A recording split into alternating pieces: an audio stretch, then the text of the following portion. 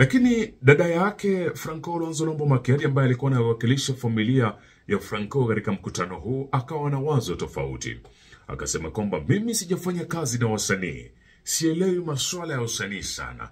Kwa hivyo pendekezo langu lingekuwa kwamba wasanii wapatiwe 70% na familia ichukue 30%. Kwa sababu Simaro Masia Lutumba hakutaka kuona mvutano zaidi. Simaro Masia Lutumba akasema ni sawa, it is okay. Wacha familia itachukua 30%, wasanii watachukua 70%. Na Simaro Masia Lutumba akasema sitachukua kitu kingine chochote kile. Mimi mnipatie tu wasanii na vyombo, alafu sisi tuingie kazini kuleta pesa. Ilikuwa ni makubaliano sawa na ikaonyesha kwamba TPOK inaregea kwenye jukwaa na kuwatumbuiza mashabiki ambao wamekuwa wakitumbuizwa kwa zaidi ya miongo mitatu.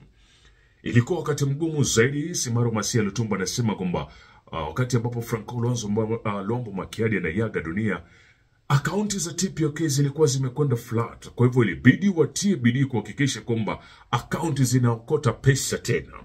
Na wakati huo siasa za DRC zikawa zimepamba moto, na unajua kwamba siasa za Kongo zimekuwa tu na mtafaruku na mshike kuanzia kitambo tu.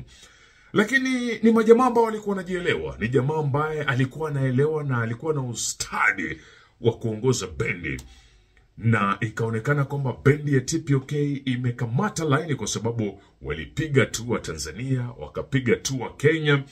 Na waliporegea ikawa ni kamba mambo yameanza, kitumbua kimeanza kuingia mchanga.